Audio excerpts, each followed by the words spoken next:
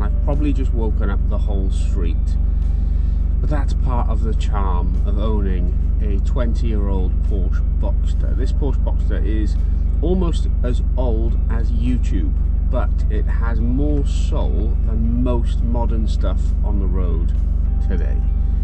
I've been asked quite a few times, what's it like to actually live with a Porsche Boxster and use it daily?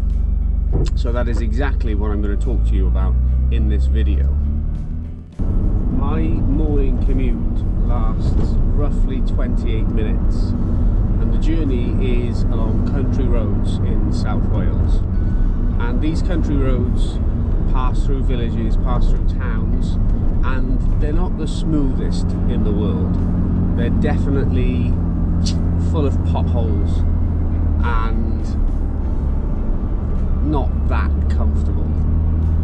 And in this Boxster, obviously being 20 years old and very mechanical, you do feel everything. You're a little bit lower to the ground than most cars. You do feel the bumps.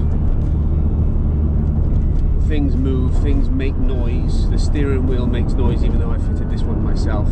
Maybe that's got something to do with it.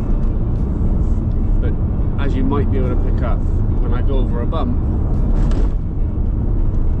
it's not quiet, and you do feel those vibrations through your legs and your back. However, when the roads open up, you also get to do this.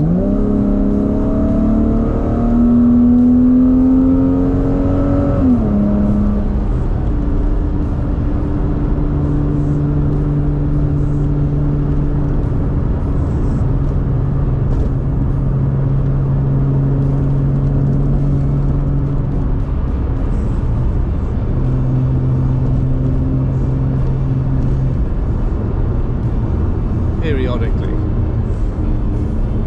and that is what I love about my morning commute.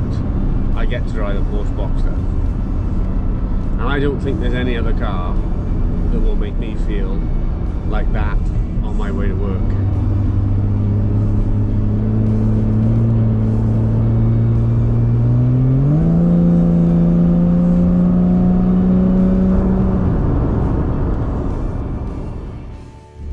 This Porsche Boxster is the 2.7, and it's not the quickest car in the world.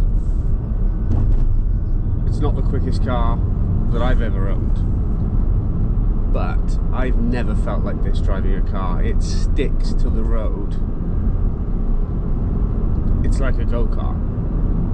Going around a bend, there's the thrill knowing that chances are you've got to really push this car for you to start to lose grip. And that's the joy for me on country roads. This car isn't a weekend toy for me that I get to thrash about whenever I've got some spare time. I do use it every day. But we've also taken it away with us to France for a friend's wedding. And we did a long weekend all the way down to the south of France. And the one thing I will say that's good about the French is their roads are much better than ours. A lot of people would look at the Porsche Boxster and think it's really impractical. You know, it hasn't really got a huge boot. It's got a front boot and a rear boot. The front boot is far more sizable than the rear boot, but you'll be really surprised if you pack efficiently, which sometimes my partner does have a problem with. You can get quite a lot in this car.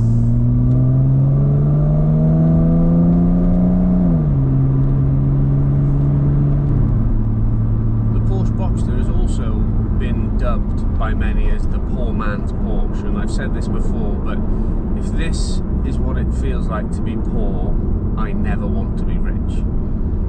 But one of the things that you have to understand about owning a Porsche Boxster, especially a 20-year-old car, is that it is going to cost you some money. You are going to have a little bit of cash for maintenance work. Even the consumables can be quite pricey. I've replaced the brake discs and pads on this I also replaced the rear brake lines. That was £700. So it's not cheap. It is still a Porsche.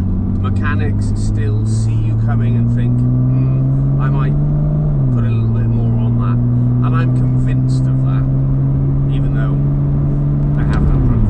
If you want to know about fuel economy, well, if you don't drive it like you've just stolen it, you can easily achieve high 20s, early 30s combined.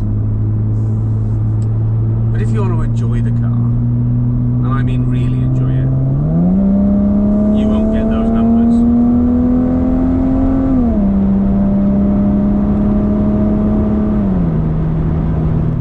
And I'm hoping you've clicked on this video because you're looking for a car with soul, a car that makes you feel something.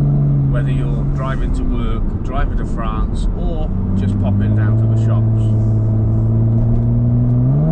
One thing I will guarantee you about this car, it will always put a smile on your face, even when it's costing you that little bit more money in fuel.